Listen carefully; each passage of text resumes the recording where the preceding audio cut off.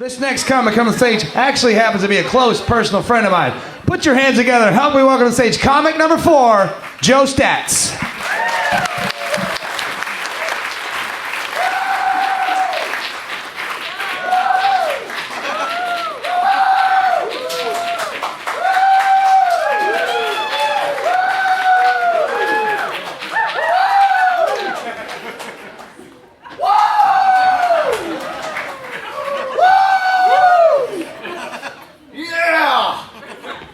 Yes!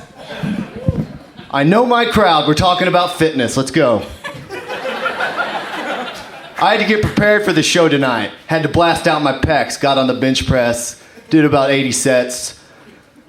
Then, not to neglect, did some triceps. Did some pull-ups. Did some curls because I want my jacket to be tight. And I know what you're thinking. This bro only works out his upper body. And I'm like, no way, bro, no way. I got on that squat rack, I did some squats, I did some deadlifts, I did some kettlebells, whatever those are. And what you're witnessing right now is whenever you talk about working out in public, you sound like an asshole.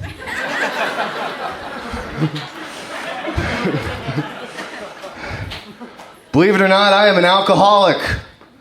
It is my favorite holiday. Do it 7 days a week.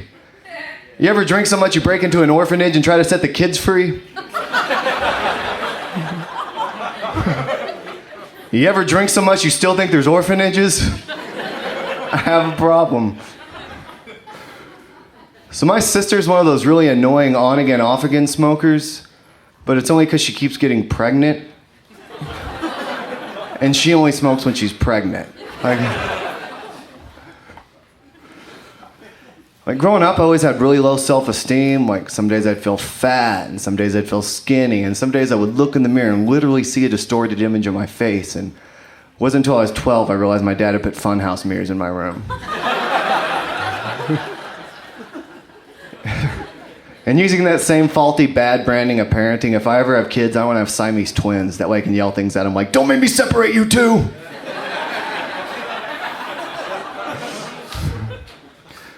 I've discovered when you're watching your best friend's apartment for the weekend, the funniest text message you can send them is, "Do you have a fire extinguisher?"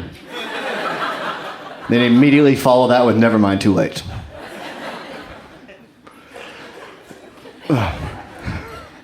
I'm good at this, right, guys? Yes.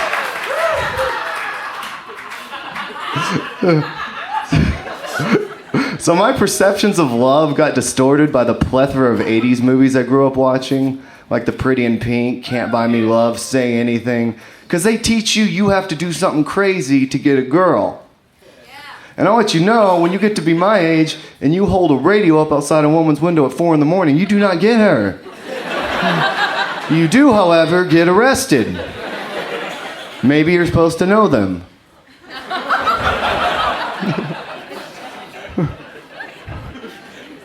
Occasionally I do hook up with a woman, and I like to hook up with hipster chicks, but it's only so I can get them out of their stupid clothes.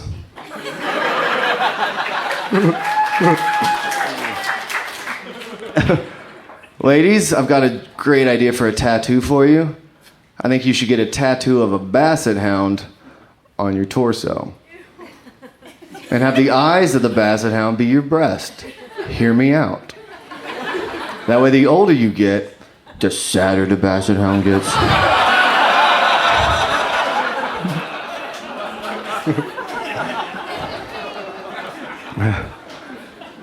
As you can tell from those last few jokes, I am not good with women. Yeah.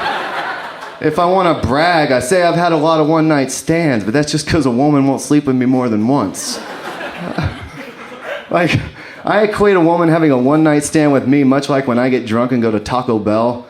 We both just wake up in the morning and go, "I can't believe I put that inside me. It's not even real meat."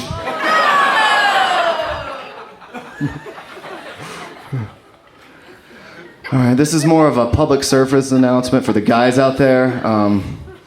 We gotta stop sending dick pics. It's getting out of hand. Never looks impressive on a 4-inch screen anyway. Like, we need to stop doing it. unless you do it the way that I do it.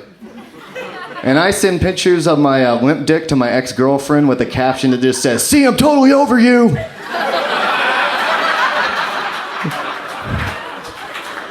And I do that 4 times a day. And that's how revenge works if you don't know how revenge works. But for real though, I like to wear Magnum condoms when I get it on. Because they make my dick look like it's wearing a Snuggie. Looks like a puppy crawling out underneath the covers. It's adorable. That joke works because my head looks like a dick. Thanks, guys.